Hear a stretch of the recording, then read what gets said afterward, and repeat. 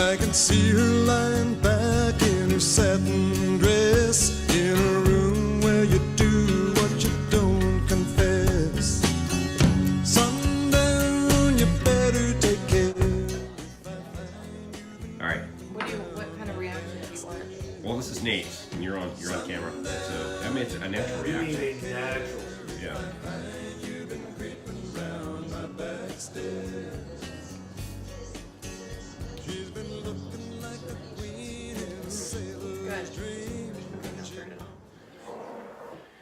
Happy Homebrew Wednesday. Now this is going to be an action-packed one. I'm going to have to do some serious editing so I can fit all of this stuff in. So don't turn that dial. I'm going to start off with some Johnny O Rye Whiskey 100 proof. Can probably, those of you who might know this Johnny O, probably know who this is from. This is from Mr. SJ Porr. He came down, which I'll see plenty of video, and I'm not gonna pour much because I'm a lightweight. Look at that gorgeousness. Oh, I poured this for Heather and took it up there. Steve was here, and she smelled it, and she was just like, "Ooh, this is smooth," and it is. It is really, really good. Get a little sip here. If I drink more than this, as I told Steve, next thing you know, I'm wanting to fight folks. So that's why I don't normally drink spirits.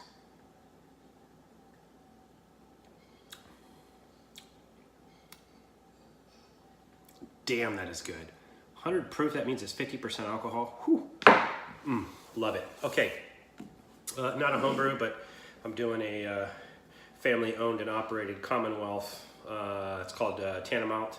It's got Mosaic, Eldorado, and Citra. It's a double IPA, 8.7, which is, that's a good Dean sessionable beer. Let's get into this thing. So yeah, this has been a really cool week. Started out on Friday, I did a homebrew. I did what I'm calling Nordic Skull Dip. Okay, happy Homebrew Wednesday. Very slow start today. As you can see, I missed a lot of the brew day thus far. I'm brewing a we'll call it Norwegian Old School. I don't know. It's going to be old school with Kauai yeast, the Voss from Omega. So I had to change up my hop schedule a little bit. So I'm doing a 0.2 ounce of Magnum for bittering at 60, and then a half an ounce at 45, and then a nice mix of Citra and Simcoe all the way through with a hefty whirlpool. SJ is en route. He should be here probably in another hour or so. Yeah, so it's I don't know, 6:30. So we'll be finishing this one up around 10 because I always do a really slow sparge on Old School so I can get all the sugar out of it. So anyway. I'll check in maybe a little bit later. Cheers. So I took the Old School recipe. The only thing I really changed, well, I changed the malt slightly, not much, because let's face it, you can't find Crystal 30. You just can't find it. So I went with a pound of Crystal 10 because I wanted to make it a little bit lighter. Because for the yeast, hot bills, just the same. But for the yeast, I'm using Quake Voss from Omega Labs, and wasn't sure what that was going to do to it. So I said, let me just lighten up the grist just in case. So anyway, cheers. So started that brew day on Friday at about 4 in the afternoon. I think it was 4 in the afternoon, 4:30 in the afternoon, because SJ was heading down. We were going to go to the DC Brewfest. So he was leaving after work, wanted to get his shift set, so he headed down. So I said, I'll slow roll the brew day, so when you get down, we have, you'll be able to experience it a little bit. So he showed up, I think it was, in the middle of the spar. Okay, so I missed most of the brew day, but I knew that my faithful friend SJ here has got me covered.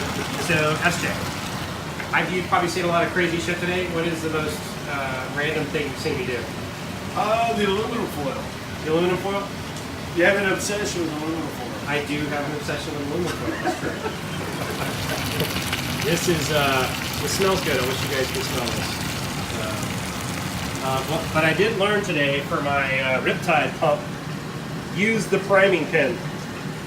Don't blow into the tube.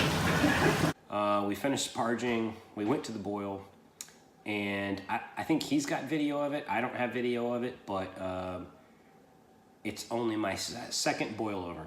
And the first boil over, actually both boil overs had one thing in common, SJ Porr.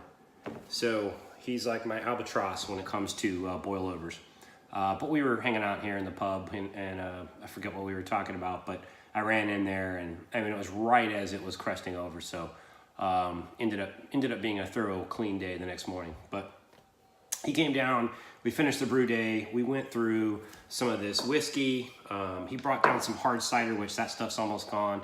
He brought down a growler, 64-ounce growler of an IPA. He did, I think, a Falconer's Flight IPA. That thing was about halfway through. We were drinking so much beer, it was hard to get through an IPA. Then I plowed him through with some of the Hot Brutality, the brewed IPA I did for the Paradiso challenge, which I just dropped off those beers today. Man, there's so much to talk about. But the cool thing was Saturday we got up the next morning. You know, I was a great host and we had some bacon and eggs and all the greasy stuff you need before some good beer drinking. And then we hit the DC Brew Fest. And here's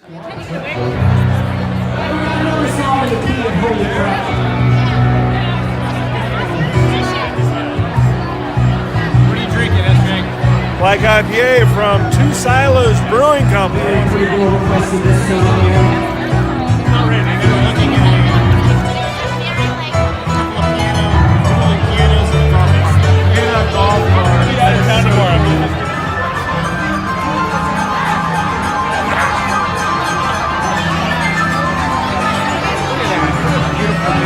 It is gorgeous. So 2 beers that we need to make is Split Beard IPA and the prostate. Shock to Prostate. Shock to prostate. And that could be some kind of session. We're on. There we go. So the last beer from what? Licking Hole Creek. God, I love that name. It's some kind of imperial stout with chili peppers. That's all I saw. It was funny because they did the last pour, so as long as the tap was open, they just kept filling beers. Cheers. And it was a good one to end on, too. Oh, yeah, cheers. Oh, yeah. That's good. Banging. Keep talking. I like your story. So when he was showing us the brewery, we go through and he's like, oh, I wish I could remember it'll come to me. Giving us like, oh, so you guys want a beer? Sure. So he reaches in the back, grabs out a couple bottles of Hoot, which is a very... So the DC Brewfest was a lot of fun. There was, man, I want to say probably 50 breweries out there, I would say. I don't know, SJ, you can comment. What do you think? I think there was 10 on one side. There was probably 10 in the middle. There was 10 on the other side. There was a few, 30, 40. Yeah, it was probably around between 40 and 50 breweries. SJ tried to take us to a cold brew coffee until I looked up and said, hey, this is coffee. This is non-alcohol. And he said, oh, shit, what are we doing? We backed out of there. There was this one, and I don't know if we got a picture or video of it, but there was like this mom and pop little, jockey box there. And I said, hey, this looks like a small business kind of deal. Let's go check these guys out. Went in there and I forget what I had, but it was like a English mild and it was nasty. It was like carbonated water with some color in it. SJ had their IPA, which you've heard of tongue buckler IPA. This was tongue scraper. This stuff would take off the first set of taste bumps and then everything else below it off your tongue. It was freaking nasty. The IBU must have been like 500, and that's all it was. It was just straight up bitter. It was all alpha acids, and it was just nasty. Can't believe they were serving it. That was only the first shift, so they didn't have any line, and there was a reason they didn't have any line. But man, we had so much fun. We went to Nationals Park. We took the metro up to Nationals Park. It was a beautiful day. We both got a little sun. SJ was a little more follically challenged on top, so he got a little bit more sun. So he had to throw on some aloe that night. But man, it was a blast. They had music, they had this dueling piano. I think I got some video of that. It was a great day. Then we came back and, you know, kept drinking through our wares and had a nice long discussion, and you know, it was a good time. The Nordic school DIPA. Oh, so anyway, so SJ, thank you so much for coming up to visit. I had a blast. It's hard to find, you know, folks around here to like do things like Brewfest and everything. So I'm glad SJ's only 2 hours away. Oh, the other thing was Remorseful Leprechaun. That was an Imperial IPA I brewed that only ended up being a 7.3% instead of the normal 8+ because of my crushed grain, I think. But ended up kind of sticky. Didn't really ferment out as much as I wanted. SJ came down, tasted it, he liked it. So we got to talking about the whiskey stuff. God, man, this stuff. I wish I had smell-o-vision here. Here, scratch that and smell it. This stuff is just... smells and tastes so good. It's very warming. Can't do a whole lot of that. But, so he was talking about, and I can't remember, he's got two different kind of stills, the up still or the down still. I can't remember what he called them, but he said, hey, I could take that Remorseful Leprechaun and I could cut that back and end up with some nice rum, or heavy rum. So, and he's gonna put it in this barrel, I think, and give it some color. So anyway, he left here with, of course, I gave him his beer mail that I sent out to some of the other guys in person. And then I sent him back with 5 gallons of Remorseful Leprechaun in a keg. So he's gonna take that and distill it. I'm so excited to see what happens with that. That's gonna be really, really, really cool. I'll have to call it, instead of Remorseful Leprechaun, I'll have to call it Distilled Leprechaun or something like that. Or Drunken Leprechaun, I don't know. So anyway, if you couldn't tell, had an awesome visit. It was a lot of fun, Thank you, SJ, for coming down. Thanks again. And yeah, I'm heading up there. We need to do a brew day. So maybe that could be the day I come up and pick up the whiskey. Oh, and that'd be a good idea. Then I could bring up homebrew that you can take for me to NHC, since I'm taking a train. So anyway, all right, so that's all that. Wow, I guess that's about it. I launched a bunch of beer mails. All of you guys should have them by now. Hopefully you've broken into them. Don't sit on the Brut IPA. I'm very proud of that beer. SJ had quite a bit of that. Matter of fact, he posted a review of it. I think it's the best work I've done. If you're thinking about doing a Brut IPA, get you some glucoamylase and knock it out. It was a blast.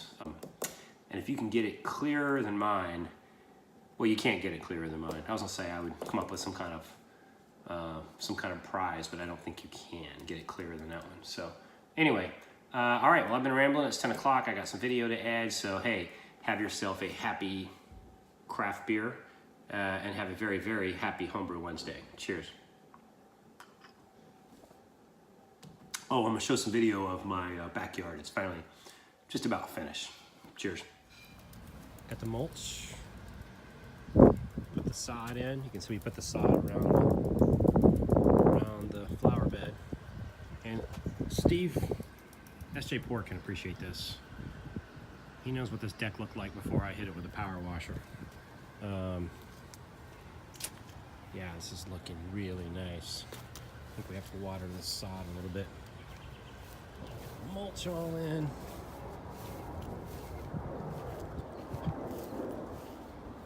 Wow, everything's starting to bloom. Look at that, look how pretty that is. The bird feeders. Those are all the good bricks left over. And then there's the trees. Man, I wish you could have seen what that looked like before. I'll have to post a before and after. But yeah, this is coming along. What a beautiful day. Cheers. All right, so we're down, what are we at? What is that, 81 degrees? I don't know if you can see that. I can't see it on the video, but still slightly bubbling. But yeah, it ended up being 1075. I'll call it Nordic School Quake DIPA.